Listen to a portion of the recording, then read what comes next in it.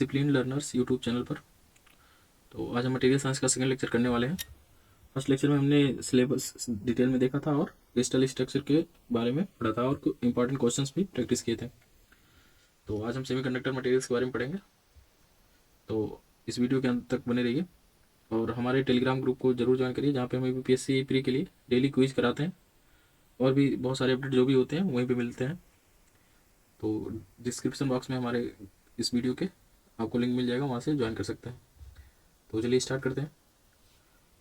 Materials are classified based on their electrical properties. तो हम electrical properties के आधार पे मटेरियल को 3 पार्ट में डिवाइड किए हुए हैं: कंडक्टर, सेमीकंडक्टर, इंसुलेटर। तो ये सुपर कंडक्टर अलग चीज़ है, इसे भी हम लास्ट में देखेंगे आज। Electrical conductivity of a material is defined in terms of ease of charge flow.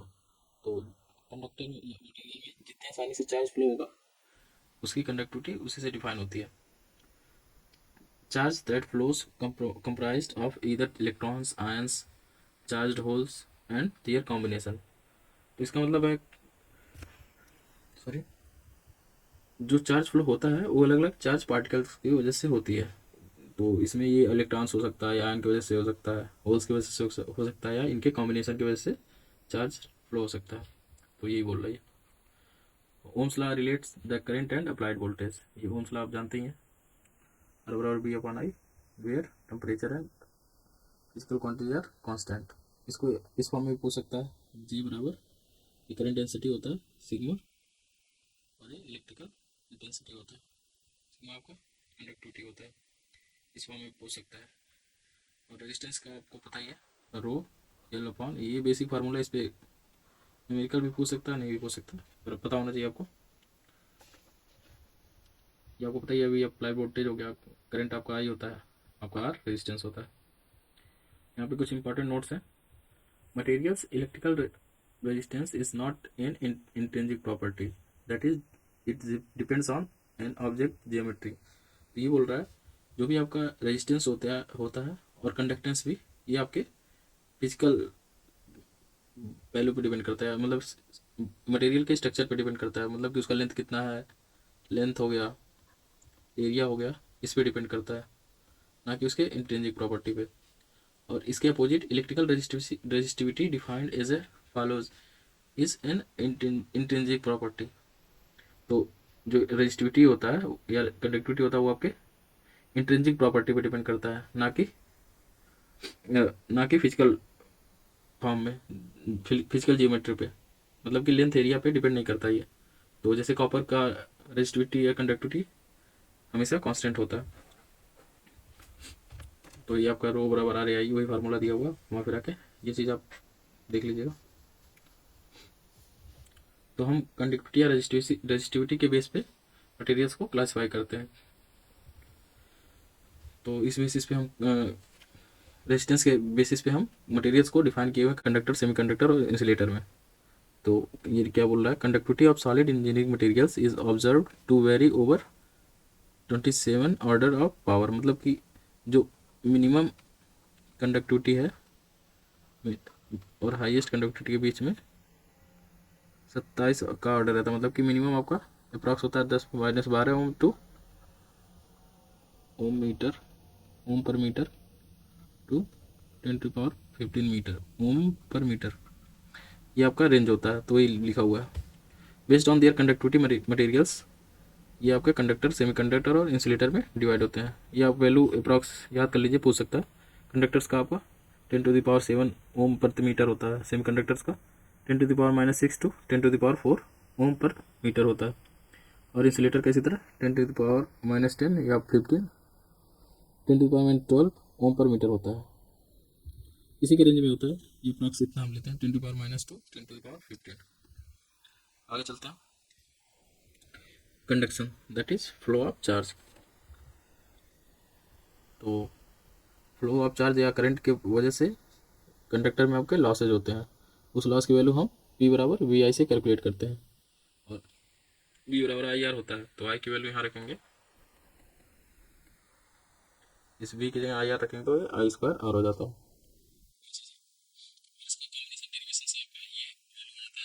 Current density बराबर कंडक्टिविटी इंटू इलेक्ट्रिकल इंटेंसिटी। तो इसको एक्सप्रेशन ये भी आप याद कर सकते हैं, देख लीजिएगा एक बार। इसमें जितने भी पॉइंट हैं सारे इंपॉर्टेंट लिखवाए हैं, आपको टर्म्स पता होना चाहिए, डायरेक्ट ऐसे ही पूछ सकता है।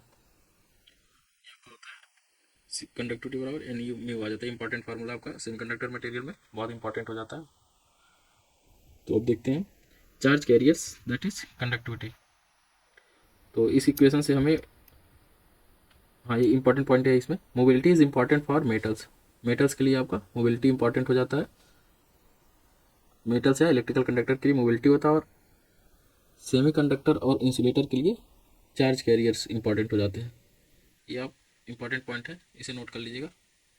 मेटल्स के लिए आपका कंडक्टिविटी बराबर होता है एन ई, ये नीचे है ये इसके मल्टीप्लाई नहीं है, क्यू ई है म्यू ई है, मतलब कि n e q e mu ई।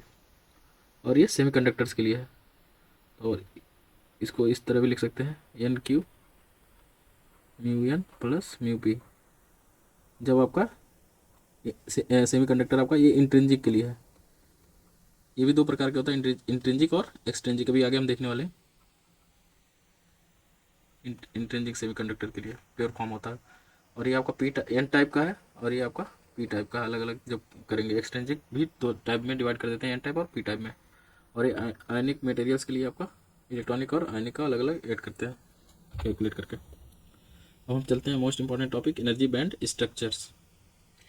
इसके अकॉर्डिंग हम मटेरियल्स को तीन भाग में डिवाइड कैसे करते हैं वो देखेंगे। Materials are classified as conductor, semiconductor और insulator based on their energy band diagrams which show the separation of bands and bands of allowable electron energy in solid। तो एनर्जी गैप के अकॉर्डिंग है देखने वाले हैं। तो कंडक्टर्स में क्या होता है, have overlapping bands, meaning there is no forbidden gap between the valence and conduction band. This allow to flow freely making conductors good at conducting electricity। तो आपका इसमें क्या होता है, कंडक्टर्स में बैंड्स ओवरलैप करते हैं, तो इसमें फॉरबिडन आपका नो फॉरबिडन गैप हो सकता है एग्जाम में। कंडक्टर्स में फॉरबिडन गैप होता है कि नहीं एमसीक्यू टाइप में। और इलेक्ट्रॉन्स फ्रीली मूव कर सकते हैं, आपने इसमें लिखा हुआ है। और इसके एग्जांपल आपके कॉपर, गोल्ड, सिल्वर, जितने भी कंडक्टर मटेरियल हैं आपके ये होता है। इसमें ओवरलैपिंग होता है, फॉरबिडन गैप नहीं होता, ये याद रखिएगा। अब इंसुलेटर देखते हैं। Insulator heavy wide forbidden band gap है, इसमें बहुत बीच में बहुत ज़्यादा फॉरबिडन गैप होता है, और इलेक्ट्रॉन्स को जम कराना बहुत मुश्किल होता है, तो इसमें कंडक्टिविटी होती ही नहीं है। तो जितने भी इंसुलेटर मटेरियल जैसे ग्लास हो गया, वुड हो गया, माइका एंड डायमंड हो गया, इनमें फॉरबिडन गैप बहुत चौड़ा होता है। अब चलते हैं मोस्ट इंपॉर्टेंट सेमीकंडक्टर के बारे में। सेमीकंडक्टर में क्या होता है, have a narrow forbidden band allowing conduction at higher temperatures. तो इसमें नारो फॉरबिडन गैप होती है, और हाई टेम्परेचर या डोपिंग पर इलेक्ट्रॉन कंडक्शन बैंड में जंप कर देते हैं। तो इसको हम डोपिंग कर देंगे या थोड़ा सा टेम्परेचर बढ़ा देंगे तो ये कंडक्ट करने लगेगा। इसमें इलेक्ट्रॉन एक balance band, conduction band, balance band से कंडक्शन बैंड में जाने लगेंगे, तो ये कंडक्टर काम करने लगेगा। तो इसके एग्जाम्पल है सिलिकॉन एंड जर्मेनियम, इन्हीं को हम आगे देखेंगे। आगे चलते हैं। ये आपका वही चीज़ है, ये आपका इंसुलेटर हो गया। एनर्जी फॉरबिडन गैप बहुत बीच में बहुत ज़्यादा है आपका। ये सेमीकंडक्टर है, थोड़ा सा अगर जो आप इसमें इसे हीट भी करेंगे तो बहुत माइन्यूट या लीकेज करंट फ्लो होगा। तो ये आपका इंसुलेटर हो गया। ये आपका सेमीकंडक्टर में क्या होता है, फॉरबिडन गैप थोड़ा कम होता है। अगर इसमें आप डोपिंग कर देते हैं, टेम्परेचर बढ़ाएंगे, एक निश्चित टाइम के बाद क्या होगा, इसमें कंडक्शन होने लगेगा। और ये आपका कंडक्टर, इसमें ओवरलैपिंग रहता है, फॉरबिडन गैप है ही नहीं। तो ये आपका फिगर से भी समझ सकते हैं। ये चार्ट बहुत इंपॉर्टेंट है जो मैंने यहाँ पे लिया है, कंपेरिजन ऑफ थ्री मटेरियल्स। कुछ भी क्वेश्चन अगर जो पूछेगा तो इसमें से ही पूछेगा। तो कंडक्टर्स में वही चीज़ है, इसमें शॉर्ट में लिखा हुआ है, स्टेबल को आप पढ़ लीजिएगा जरूर ढंग से 2-3 बार। Easily conducts the electrical current. तो कंडक्टर में आपका करंट आसानी से फ्लो हो जाता है। सेमीकंडक्टर में conduct the electrical current less than conductor and greater than insulator. So insulator है तो does not conduct any current, इसमें करंट फ्लो ही नहीं हो पाता। आगे चलते हैं। सेकंड पॉइंट में क्या लिख रहा है, has only one valence electron in its outer most orbit. Conductor में बैलेंस बैंड में क्या होता है, ये आउटर मोस्ट ऑर्बिट में वन इलेक्ट्रॉन होता है। Has 4 valence electron in its outer most orbit. तो ये जर्मेनियम सिलिकॉन में आपका 4 इलेक्ट्रॉन्स होते हैं आउटर मोस्ट में। Has 8 valence electron in its outer most orbit. और कंडक्टर में फिर क्या होता है, फॉर्म यूजिंग मेटेलिक बॉन्डिंग होता है इसमें। सेमीकंडक्टर में आप कोवेलेंट बॉन्डिंग होता है, ये इंपॉर्टेंट टॉपिक है, ये पूछ सकता है। Insulator are form due to ionic bonding, ये पॉइंट आपको पता होना चाहिए। सारे पॉइंट इंपॉर्टेंट है, सारे पता होना चाहिए। इसको कम से कम 2 से 3 बार रिविजन जरूर करिए। Valence and conduction bands are overlapped, ये आपने भी देखा, ओवरलैप करते हैं कंडक्टर में। वैलेंस एंड कंडक्शन बैंड, ये वैल्यू आपको पता होना चाहिए। Separated by forbidden energy gap, जो कि कितना होता है 1.1 इलेक्ट्रॉन वोल्ट होता है अप्रॉक्स। और valence and conduction band are separated by forbidden energy gap 6 to 10 electron volt, ये बहुत ज़्यादा होता है। तो ये मोस्ट इंपॉर्टेंट है, ये वैल्यू इसके 1.1 और 6 to 10 इलेक्ट्रॉन वोल्ट डायरेक्ट पूछ लेता है ये। कंडक्टर में resistance is very small, resistance is high होता है, और इंसुलेटर में तो बहुत ज़्यादा हाई होता है। ये कॉमन चीज़ है, आपको पता होना चाहिए। It has positive temperature coefficient, हाँ ये डायरेक्ट पूछ लेगा, कंडक्टर आपका पॉजिटिव टेम्परेचर कॉफिशिएंट है या निगेटिव टेम्परेचर कॉफिशिएंट है। तो आपका ये पॉजिटिव कंडक्टर आपका पॉजिटिव टेम्परेचर कॉफिशिएंट है। तो जैसे जैसे टेम्परेचर बढ़ाएंगे तो क्या होगा, रेजिस्टेंस आपका बढ़ता रहेगा, और एक टाइम के बाद करंट जीरो हो जाएगा उसमें, क्योंकि हीट की वजह से वो कंडक्टर मेल्ट हो जाएगा। तो इस तरीके से समझ सकते हैं। सेमी कंडक्टर क्या होता है, नेगेटिव टेम्परेचर कॉफिशिएंट होता है, और इंसुलेटर में नेगेटिव टेम्परेचर कॉफिशिएंट होता है। क्योंकि अगर तो इसमें आप टेम्परेचर बढ़ाएंगे तो आपका कंडक्टिविटी भी बढ़ती जाएगी। इसका आपका निगेटिव टेम्परेचर कॉफिशिएंट होता है।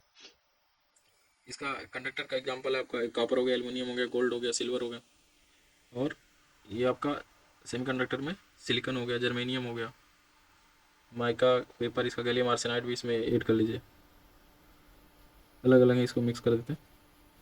अब हम चलते हैं मेन टॉपिक आज का, सेमीकंडक्टिविटी। सेमीकंडक्टिविटी क्या होता है?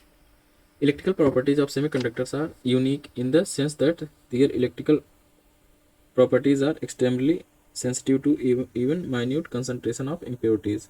तो इसमें ये बोलना चाह रहा है कि अगर जो आप सेमीकंडक्टर मटेरियल है कोई, उसको आप थोड़ा सा टेम्परेचर देंगे, हीट करेंगे तो कंडक्ट करने लगेगा उसमें, या कुछ थोड़ा सा डोपिंग कर देंगे तो तब भी उसमें बहुत सारे चेंजेस आ जाता है। जैसे कि अगर जो आप ट्राईवैलेंट यूज करते हैं तो ये पी टाइप बन जाता है, पेंटा, और क्या होता है, फास्फोरस यूज करेंगे जैसे कि पेंटावैलेंट होता है तो उसमें फास्फोरस यूज करेंगे तो ये एन टाइप बन जाएगा।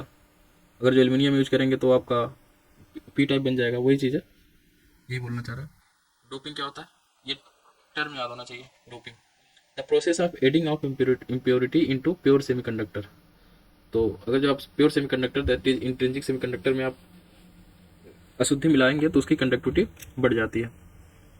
तो डोपिंग टर्म पता होना चाहिए आपको। नोट, ये क्या कह रहा है, डोपिंग इंक्रीजेस कैरियर कंसंट्रेशन, वही है कह रहा है। डोपिंग, अगर जो आप डोपिंग करते हैं सेमीकंडक्टर मटेरियल में तो आपका कैरियर कंसंट्रेशन बढ़ जाता है, मतलब कि इससे क्या होगा, और कंडक्टिविटी भी बढ़ जाएगी। आगे चलते हैं। Semiconductor it absolute zero behaves as perfect insulator. तो जीरो केल्विन पे आपका, ये आपका परफेक्ट इंसुलेटर होता है सेमीकंडक्टर। तो इसको हम दो भाग में डिवाइड कर सकते हैं, इंट्रिंसिक और एक्सट्रिंसिक। तो for intrinsic semiconductors their electrical behaviour is based on inherent electronic structure of pure material. तो ये प्योर मटेरियल होता है, उसके स्ट्रक्चर पे डिपेंड करता है। सिलिकॉन हो गया, जर्मेनियम हो गया, एसएन हो गया, और पीबी हो गया, तो ये आपके प्योर फॉर्म में होते हैं। इन्हें हम टेम्परेचर दे के कंडक्टिविटी कराते हैं। On the other hand, if the electrical properties are dominated by impurities, अगर जो हम उसमें डोपिंग कर देते हैं तो आपका वो एक एक्सट्रिंसिक सेमीकंडक्टर बन जाता है। तो एक्सट्रिंसिक सेमीकंडक्टर में डोपिंग करते हैं तो फिर इसको हम एन टाइप पी टाइप बनता है। ये आपका इंट्रिंसिक सेमीकंडक्टर हो गया, pure form of germanium silicon. जितने भी सेमीकंडक्टर मटेरियल उनका प्योर फॉर्म होता है। इसमें एन ई एन एच और एन आई सेम इक्वल होते हैं। उसी तरह एक्सट्रिंसिक में अगर जो डोपिंग कर देते हैं तो ये डोपिंग पे निर्भर करता है, ये पी टाइप बनेगा या एन टाइप। अगर जो आप पेंटावैलेंट इम्प्योरिटी मिलाते हैं तो आपका एन टाइप बनता है, और ट्राईवैलेंट इम्प्योरिटी मिलाएंगे तो आपका पी टाइप बनेगा। तो ये पूछ सकता है एग्जाम में कि फास्फोरस मिलाने पे कौन सा मटेरियल बनेगा, पी टाइप, एन टाइप। तो इस टाइप से आपको ये पता होना चाहिए। तो आप इसका एक मैं बता देता हूँ ट्रिक, जैसे पेंटावैलेंट इम्प्योरिटी का मैंने याद किया हुआ बाप से, बिस्मिथ, और ये हो गया आर्सेनिक और एंटीमनी, और फास्फोरस, पी से फास्फोरस। इसी तरह मैंने इसे बाग याद किया हुआ था। ये हेल्पफुल होता है काफ़ी, शॉर्ट ट्रिक पता हो रहता है तो। ये हो गया बेरियम, ये हो गया एल्युमिनियम, ये इंडियम हो गया, जी फॉर गैलियम होता है मेरे ख्याल से, मतलब जी से होता है कुछ, ये आप याद कर लीजिएगा। इसमें क्या होता है, इलेक्ट्रॉन बहुत ज़्यादा होता है होल कंसंट्रेशन से, इसमें होल कंसंट्रेशन ज़्यादा होता है इलेक्ट्रॉन कंसंट्रेशन से। ये इंपॉर्टेंट है, ये पूरा चार्ट और ऊपर का जो था चार्ट कंपेरिजन तीनों का, वो चीज़ है। ये वही चीज़ है जब ये ऊपर होता है कंडक्शन बैंड वैलेंस बैंड का, ये आपका प्योर इंट्रिंसिक फॉर्म है, तो आपका कंडक्शन बैलेंस बैंड बराबर बीच में बराबर डिस्टेंस होता है, प्योर फॉर्म होता है ये। अगर जब इलेक्ट्रिक फील्ड देंगे तो टेम्परेचर की वजह से इसमें कंडक्शन होगा, तो फॉर्मेशन ऑफ होल। यहाँ से फिर इलेक्ट्रिक फील्ड देंगे, ये अलग प्रोसेस होता है, बस आपको ऊपर ऊपर से पता होना चाहिए, ज़्यादा डीप नहीं जाना। सिमिलरली क्या होता है ये एन टाइप में क्या होगा, ये आपका जैसे आपका प्योर फॉर्म आपका सिलिकॉन या जर्मेनियम,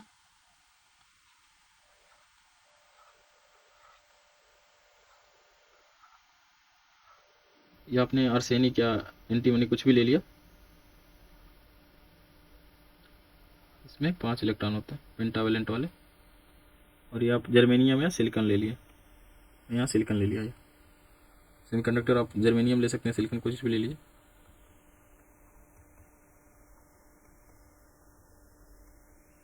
इसमें आउटर मोस्ट में आपके 4 इलेक्ट्रॉन्स रहते हैं। फिगर सही नहीं बन रहा, आप बस सुनिए और समझने की कोशिश करिए।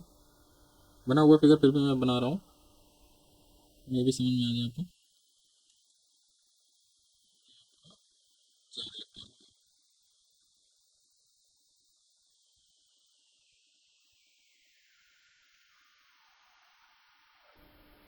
तो आप ये पे फॉर्म था सिलिकॉन का, अब इसमें आपने क्या कर दिया, डोपिंग कर दिया आपने पेंटावेलेंट मटेरियल का, पेंटावेलेंट मटेरियल का, जैसे आर्सेनिक हो गया, तो इससे मैच हो जाएगा ये इससे, ये इससे, या और भी रहेंगे फॉर्म में ये आगे, ये बहुत बड़ा रहेगा ना, मिलता रहेगा। ये इससे हो गया, ये उससे हो गया, फिर ये इससे हो गया।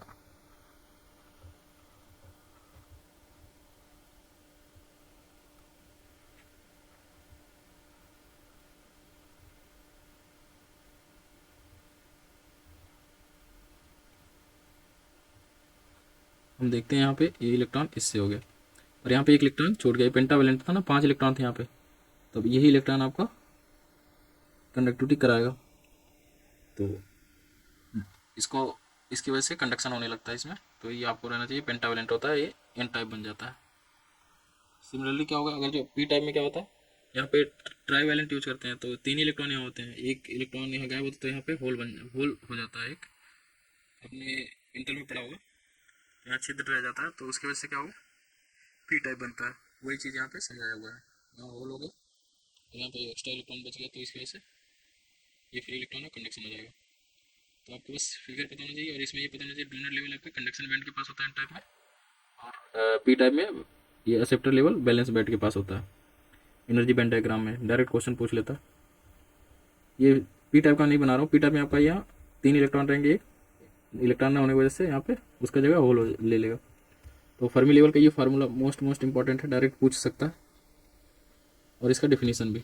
The Fermi level is the energy state in material where the probability of being occupied by an electron in 50 is 50% if there is no forbidden band। अगर यहाँ पे फॉरबिडन बैंड नहीं होगा तो इलेक्ट्रॉन पाने की संभावना कितनी होगी, 50%। ये 50% आप याद रखेंगे, ये डायरेक्ट यही पूछ लेता, और ये फार्मूला, फॉरबिडन बैंड नहीं रहता तो इलेक्ट्रॉन पाने की संभावना 50% रहती है। ये आपका एनर्जी लेवल डायग्राम होता है। तो अगर जो इंट्रिंसिक सेमीकंडक्टर है तो ये फॉरबिडन गैप के बराबर ही रहता है ये फर्मी लेवल। अगर जो पी टाइप है तो semiconductor lies above the valence band, वही ऊपर हमने देखा। एक्सेप्टर लेवल आपका क्या है, बैलेंस बैंड के पास रहता है, तो यही है ये भी चीज़। तो यहाँ पे पी टाइप में रहता है, इसको आप बोलते हैं एक्सेप्टर, पी टाइप को एक्सेप्टर भी बोलते हैं। डोनर का होता है एन टाइप, तो कंडक्शन बैंड के पास होता है ये। एन टाइप में क्या होता है, Fermi level in an type semiconductor lie below the conduction band. ये पॉइंट आपको रटा होना चाहिए, अगर समझ में आ गया तो अच्छी बात है, पता होना चाहिए, एग्जाम में पूछ लेता है।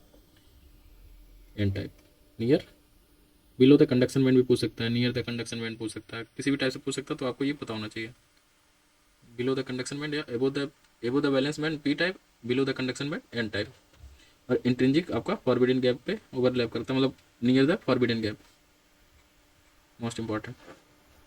फर्मी एनर्जी ये आपको उतना इंपॉर्टेंट नहीं है पर पढ़ लीजिए। Fermi energy is defined is the maximum energy of electron at absolute zero temperature and it represent the highest occupied energy level in material at zero kelvin पे, मतलब हाइस्ट एनर्जी लेवल डिफाइन करता है ये। इसका ये unit याद कर लीजिए, इलेक्ट्रॉन वोल्ट होता है। अब हम चलते हैं आगे। मोबिलिटी मोस्ट इंपॉर्टेंट ये भी है, सारे इंपॉर्टेंट ही मोस्ट बार बार बोल रहा हूँ। Mobility of charge carriers. Mobility of charge carriers refers to the drift velocity of a charge carrier per unit electrical field. Drift velocity of charge carrier per unit electrical field applied at the material. तो ये आपको ये formula वही define कर दिया।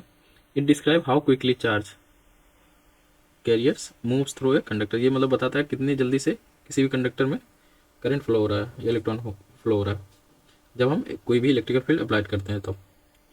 तो आपका इसमें सबसे ज़्यादा इंपॉर्टेंट ये आपका यूनिट है। मोबिलिटी का यूनिट क्या होता है डायरेक्ट वो पूछ लेगा ऑप्शन में देके, मीटर स्क्वायर वोल्ट सेकेंड। तो ये आपको ये यूनिट रटा होना चाहिए, पूछेगा तो यही पूछेगा इसमें। तो ये आपका ड्रिफ्ट वेलोसिटी है अपन, ये अप्लाइड इलेक्ट्रिकल फील्ड होता है। तो मैंने इसको अलग से नहीं लिखा है, यहाँ से समझ जाइएगा। पी डी अपन ई मोबिलिटी बराबर म्यू आपका मोबिलिटी है। ये इंपॉर्टेंट है बहुत, इसे जरूर जितने भी टर्म लिखे हुए हैं वो बस पता होना चाहिए आपको, ऊपर डेप्थ में नहीं जाना आपको। हॉल इफेक्ट क्या होता है, तो हॉल इफेक्ट भी बहुत अच्छे खासे क्वेश्चन पूछ सकता है। इसका सीधे डिफिनीशन पूछ सकता है ट्रांसवर्स करके। अभी आगे क्वेश्चन मैंने लिया एक, the Hall effect occurs when a magnetic field is applied perpendicular to the, transverse भी यहाँ लिख सकते यूज कर सकता था, to the flow of electrical current in a conductor और semiconductor resulting in a measurable voltage that, इसे ही हॉल वोल्टेज कहते हैं, across the material. This phenomena is caused by the deflection of charge carriers electron और holes due to Lorentz force. तो एक magnetic field जब हम इलेक्ट्रिकल करंट का फ्लो कर, इसका मतलब है कि एक मैग्नेटिक फील्ड इलेक्ट्रिकल करंट के फ्लो के परपेंडिकुलर लगाई जाती है तो कंडक्टर या सेमीकंडक्टर में, तो इससे चार्ज कैरियर्स लॉरेंज फोर्स की वजह से डिफ्लेक्ट होते हैं। तो इसकी वजह से क्या होता है, एक वोल्टेज जनरेट होता है जिसे हम हॉल वोल्टेज कहते हैं। और ये इफेक्ट चार्ज कैरियर्स के टाइप, मतलब ये पी टाइप है एन टाइप है, चार्ज है या होल्स है, इलेक्ट्रॉन है या होल्स है, और डेंसिटी को डिटरमाइन करने के लिए यूज करते हैं। अभी हम आगे देखेंगे ये इसके एप्लीकेशन में। तो ये आपका ये फार्मूला होता है, हॉल वोल्टेज बराबर current into magnetic field upon ये डेंसिटी है और विद है। इसके बारे में मैंने ये पूरा डिफाइन कर दिया सारा, यहाँ से आपको पता चल जाएगा। आर एच आपका हॉल कोफिशिएंट होता है 1/रो या 1/QN, आपको ये पता होना चाहिए बस। ये भी एक बार देख लीजिएगा। एप्लीकेशन देख लेते हैं। तो एप्लीकेशन मैग्नेटिक फील्ड सेंसर में होता है। इसके मैग्नेटिक फील्ड डेंसिटी से हम इसका यूज हम करते हैं digital compasses and proximity sensors में, करंट सेंसर्स में यूज करते हैं। स्पीड डिटेक्शन और पोजीशन सेंसर ये पूछ सकता है आपसे, use in tachometers and automotive speed sensors. Position sensors है found in brushless DC motors for precise control. Hall effect switches, मतलब ये सारे एप्लीकेशन है यहाँ पे, तो पता होना चाहिए। ये मैंने छोटा, ये ज़रूरी नहीं पर ये पढ़ लीजिएगा। ये डिस्कशन डिफ्यूजन प्रोसेस क्या होता है, इसमें क्या होता है, हाई डेंसिटी से लो डेंसिटी में आपका चार्ज इलेक्ट्रॉन्स फ्लो होते हैं। तो ये आपका फॉरवर्ड एक होता है इलेक्ट्रॉन, डायोड में पढ़ते होंगे फॉरवर्ड बायसिंग रिवर्स बायसिंग, तो ये प्रोसेस आपका फॉरवर्ड बायसिंग में होता है, और ड्रिफ्ट प्रोसेस आपका रिवर्स बायसिंग में होता है, ये याद कर लीजिएगा। Diffusion is the natural process of the random motion of the individual molecules. Diffusion happens due to concentration gradient, इसका फार्मूला होता है वो नहीं लिखवाया मैंने, बस आप इतना ही बता रखिए। डिफ्यूजन फॉरवर्ड में होता है और ड्रिफ्ट रिवर्स बायस में मोस्टली होता है। Transport of carrier under the influence of applied electrical field that is drift process. और ये आपका हो गया इंपॉर्टेंट पॉइंट रिलेटेड, ये आपसे पूछ सकता है सिलिकॉन का। जो मैंने ये पॉइंट्स दिए हैं ये सारे रटे होने चाहिए आपको। Silicon is better thermal stability, ये जर्मेनियम से बहुत अच्छा होता है। सिलिकॉन का लगभग होता है 200 डिग्री सेल्सियस तक बियर कर सकता है, जर्मेनियम आपका 100 दुगना होता है जर्मेनियम से लगभग। It is more suitable for use in switching application के लिए ज़्यादा यूज होता है। हाई पावर हैंडलिंग, तो एस में हम एस मोस्टली सिलिकॉन का ही बनाते हैं। Uses in high power devices that is एस हो गया, डायक हो गया, ट्रायक हो गया, हम सिलिकॉन का यूज करते हैं। फ्रीक्वेंसी एप्लीकेशन में यूज होता है। और ये इसका फ्रीक्वेंसी एप्लीकेशन में यूज होता है पर कम होता है जर्मेनियम और गैलियम आर्सेनाइड के कंपेरिजन में। इसका ये सबसे इंपॉर्टेंट है, low leakage current, that is nano ampere में इसका लीकेज करंट फ्लो होता है। इसका ये भी फायदा। और थर्मल स्टेबिलिटी आपका ये पूछ सकता है ऑप्शन में, थर्मल स्टेबिलिटी इज बेटर किसकी होती है, जर्मेनियम की, सिलिकॉन की, गैलियम आर्सेनाइड की, ऐसे ऑप्शन देके किस में लीकेज करंट ज़्यादा होता है। और ये आपका एटॉमिक वेट और एटॉमिक नंबर दिया हुआ है। ये आपका सारे पॉइंट इंपॉर्टेंट है, इन्हें याद कर लीजिएगा। सिमिलरली जर्मेनियम का देख लेते हैं। It is higher conductivity due to large mobility, इसमें कंडक्टिविटी ज़्यादा होता है सिलिकॉन से, गैलियम आर्सेनाइड से कम होता है।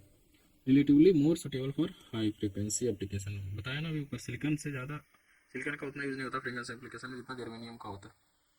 और इसमें ये डिसएडवांटेज है, ये तो टेम्परेचर सिलिकॉन के कंपेरिजन में कम होता है, टेम्परेचर स्टेबिलिटी, और लीकेज करंट भी ज़्यादा होता है, माइक्रो एम्पियर में होता है। कभी कभी पूछ लेता है कि, आप लोग को वैसे नहीं पूछेगा, पूछ ले तो जैसे सिलिकॉन में लीकेज करंट और जर्मेनियम में लीकेज करंट का रेशियो कितना होता है, तो उसका nano ampere upon micro ampere कर दीजिए तो 10⁻³ हो जाता है। कभी कभी ऊपर जर्मेनियम अपॉन सिलिकॉन कर देगा, तो इस तरह आपको पूछ सकता है क्वेश्चन। तो ये पता होना चाहिए, 4 पॉइंट्स हैं। और गैलियम आर्सेनाइड का भी देख लेते हैं। इट इज़ ए डायरेक्ट, ये जर्मेनियम का था और ये सिलिकॉन के लिए था। ये इंपॉर्टेंट पॉइंट्स है, इसे पढ़ लीजिएगा। मैं ज़्यादा फालतू कुछ लिखवाया नहीं हूँ, जितने भी ये पॉइंट इंपॉर्टेंट पॉइंट ही हैं।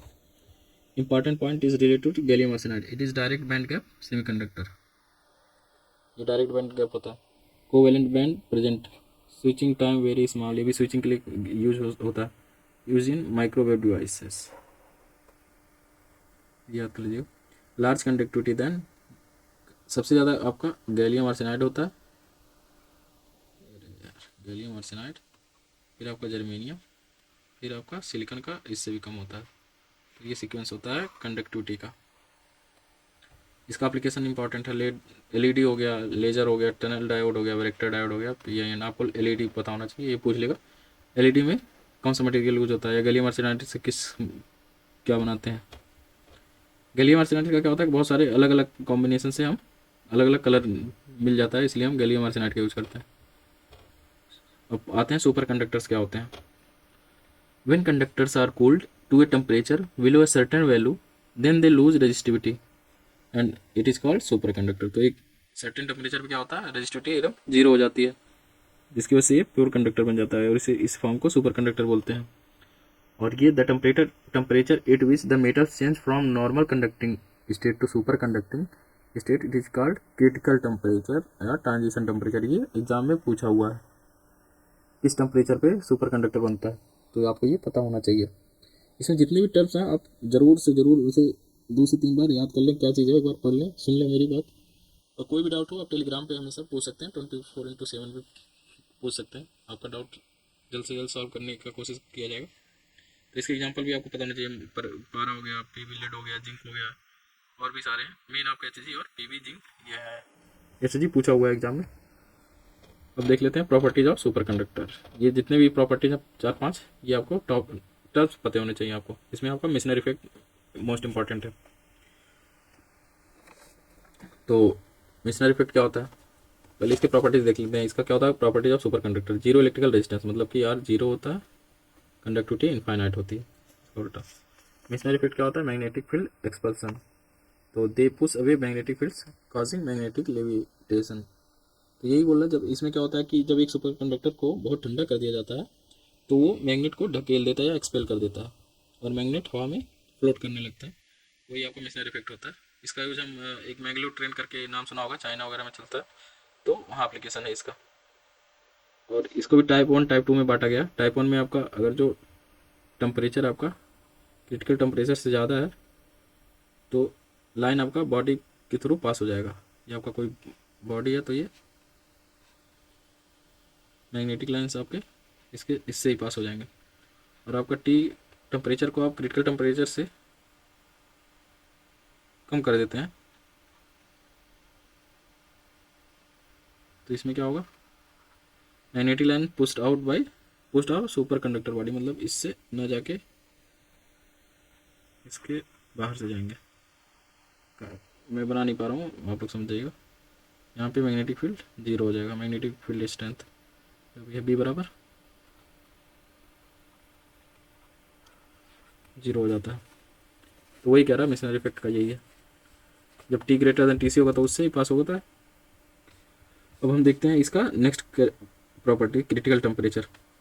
ये आपसे पूछ लेगा प्रॉपर्टीज ऑफ सुपर कंडक्टर क्या होता है, तो ऐसे ऑप्शन देगा zero electrical resistance, masonry effect, मतलब इसमें से एक ऑप्शन रहेगा बाकी नहीं रहेगा। और ये भी पूछ सकता है कि इसमें से कौन सी प्रॉपर्टी सुपर कंडक्टर की नहीं है, तो चार इसमें से दे देगा, एक अलग दिया रहेगा कुछ। तो ये प्रॉपर्टीज आपको रटा होना चाहिए, ये पूछा हुआ एग्जाम में, तब मैं आपको जोड़ दे रहा हूँ इसमें।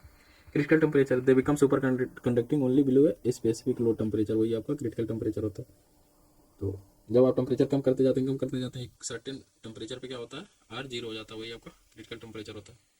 Critical magnetic field, if a strong magnetic field applied beyond a limit then super conductivity breaks down, वही तो एच पे आपका ब्रेक डाउन हो जाता है। Persistent current, once current start flowing it can continue indefinitely without any power source, तो एक बार current flow start हो जाएगा तो उसके बाद इसको किसी पावर सोर्स की भी करंट फ्लो होगा। जोसेफ्सन इफेक्ट, तो super conductor allow electron pairs to tunnels through thin insulating layers use quantum computing. ठीक है, ये आपको टर्म पता होना चाहिए, डेफिनेशन आपको नहीं जरूरी है, और इसका ये एप्लीकेशन है। Super conductor useful in MRI machines हो गया, ये मैंगलोर ट्रेंस की बात कर रहा था मैं, ये पूछ सकता है। मिसनर इफेक्ट करके पूछ सकता है, या सुपर कंडक्टर के पूछ सकता है, मिसनर भी यहाँ यूज कर सकता है वर्ड क्वेश्चन में, तो आपको पता होना चाहिए।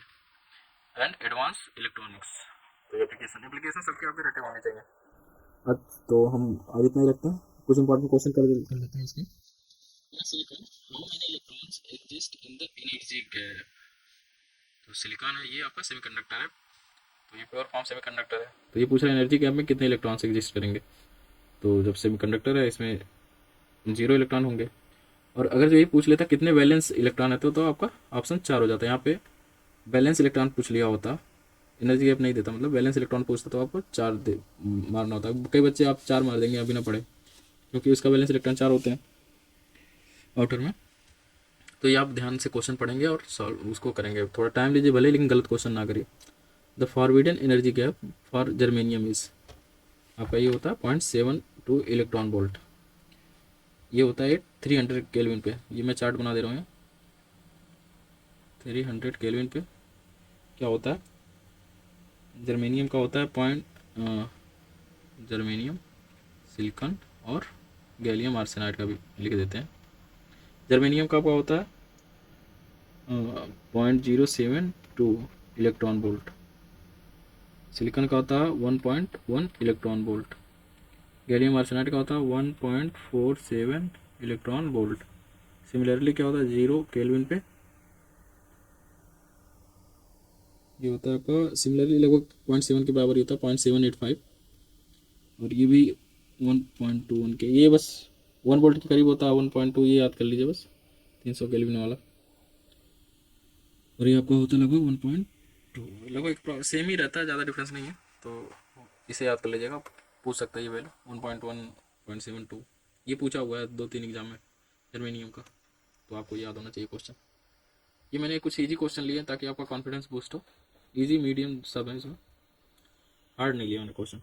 Which of the following is, वो पूछेगा भी नहीं, which of the following is pentavalent impurity, अभी मैंने वो ट्रिक बताया था बाप से, याद कर लीजिए। आर्सेनिक भी आता है उसमें, एंटीमनी भी आता है, तो ये दोनों हो जाएगा both, first and second. Question number 4, temperature coefficient of resistance in a pure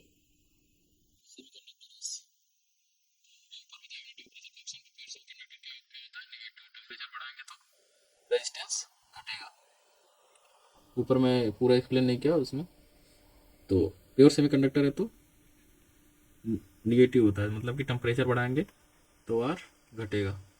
similarly insulator में भी टेम्परेचर बढ़ाते जाए एक टाइम में वो भी ब्रेक डाउन हो जाता है, तो उसका भी निगेटिव होता है।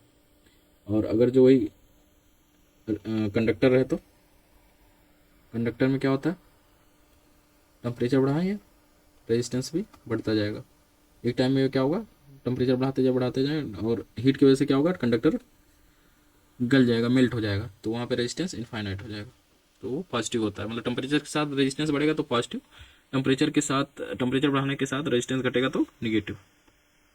अगला क्वेश्चन देखते हैं। P type extrinsic semiconductor doped with impurity having how much valence electron, तो पी टाइप है exchange, P type exchange semiconductor में ट्राई वैलेंट होता है, तो आपका सीधे सीधे सी ऑप्शन हो जाएगा। एन टाइप का तो 5 हो जाता है, pentavalent. The electrical conductivity of a semiconductor increases with increase in temperature because, तो कंडक्टिविटी क्या कह रहा है, electrical conductivity of semiconductor increase with increase temperature, temperature बढ़ाएंगे तो कंडक्टिविटी बढ़ेगा ही ना। क्यों बढ़ेगा, क्योंकि द कैरियर कंसंट्रेशन इंक्रीजेस, यही आपका सही ऑप्शन हो जाएगा। आप ऊपर नोट में मैंने लिखवाया था, वही क्वेश्चन दे दिया, तो इसे देख सकते हैं। आपका मैंने कुछ भी ऐसा फालतू नहीं दिया। अगर जो आपको नहीं समझ में आया दोबारा वीडियो देखिए, कोई डाउट रह जाता है आप हमारे टेलीग्राम से जुड़िए, वहाँ पे अपना डाउट रखिए, तो आपका ये पहला ऑप्शन सही हो जाएगा। ये वीडियो अगर जो आपको पसंद आई, नोट्स काफ़ी इंपॉर्टेंट है, मैंने खुद बनाया है BYQ देख के, तो इसे आप कम से कम 2 से 3 बार जरूर पढ़िएगा, और हमारे टेलीग्राम ग्रुप को जरूर से जरूर ज्वाइन करिए भाई।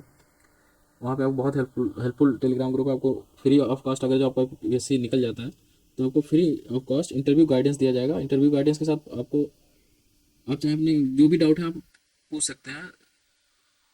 तो बहुत सपोर्टिव लोग हैं हमारी टीम में, तो जरूर जुड़िए हमारे टेलीग्राम ग्रुप से। तो अगला क्वेश्चन देखते हैं, which of the following is not an example of A semiconductor material, ये भी पूछ लेगा इसमें। तो पता ही है आपको, सिलिकॉन आपका सेमीकंडक्टर होता है, जर्मेनियम आपका सेमीकंडक्टर, आर्सेनिक आपका सेमीकंडक्टर है, कॉपर आपका कंडक्टर है। ऐसे भी क्वेश्चन पूछता है, मैंने सारे पे टिक मार दिया। 1 मिनट, तो आपका कॉपर हो जाएगा राइट आंसर, कॉपर आपका कंडक्टर होता है। विच ऑफ द ना, फिर से वही क्वेश्चन, मैं सॉरी फॉर दैट, वही क्वेश्चन फिर से मैंने रख दिया था। In hall effect a difference voltage is produce, देखिए आ गया ना, परपेंडिकुलर टू इलेक्ट्रिक, परपेंडिकुलर होता है यहाँ पे, to electrical current in the conductor and to applied and, कौन सा फील्ड, इलेक्ट्रिकल की मैग्नेटिक, बताइए बताइए। यहाँ पे होता है आपका मैग्नेटिक, ये होता है आपका परपेंडिकुलर या ट्रांसवर्स। तो ये देख रहे हैं, सीधे स्टेटमेंट पूछ लिया, तो वही होता है, आप पढ़े लें, बस एक बार नज़र में रहेगा तो आप कर लेंगे। तो पैरेलल इलेक्ट्रिकल, ट्रांसवर्स इलेक्ट्रिकल या मैग्नेटिक होगा, ये वो रहता तब हो जाता परपेंडिकुलर। तो आपका डी ऑप्शन ही सही होगा, transverse and magnetic. Hall effect is useful for the measurement of A semiconductors, तो अभी उसका भी एप्लीकेशन मैंने बताया आपको, बताइए। सॉरी,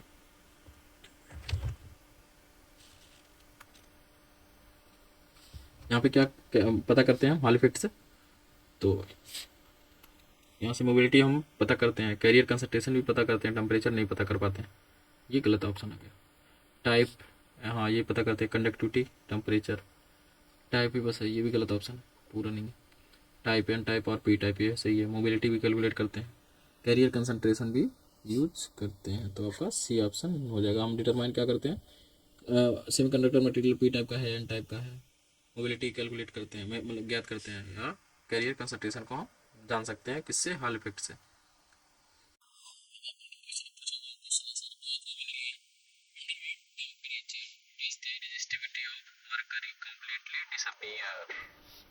कौन सा होता है आपका 4.2 डिग्री केल्विन। अगला क्वेश्चन देखते हैं, the temperature at which, the temperature at which a conductor becomes super conductor is called,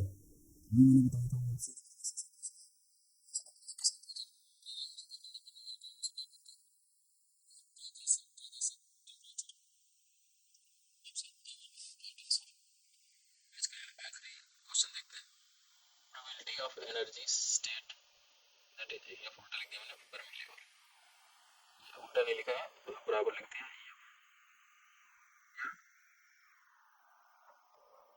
कैसे यहाँ पे ये occupied by electronic absolute temperature can be approximated 50%, ये आपको पता होना चाहिए, तो ये होता है आपका 0.5, ऑप्शन ए।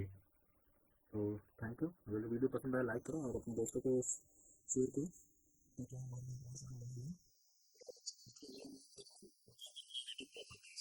सिविल और मैकेनिकल वाले के लिए वेरी हेल्पफुल रहेगा ये नोट्स, तो शॉर्ट और क्लिप्स है, और इसके बाद आप क्वेश्चन लगेंगे, सारे क्वेश्चंस लगेंगे, और हमारे यूपीपीएससी के अदर सब्जेक्ट भी कराए गए हैं, तो एक बार जाके हमारे प्लेलिस्ट को देखें। प्रोजेक्ट मैनेजमेंट हो गया, इंडस्ट्रियल सेफ्टी हो गया, और ग्रीन एनर्जी, ये सारे सब्जेक्ट ऑलरेडी करा करा दिए गए हैं, तो ज़रूर जाके देखें एक बार। Thank you.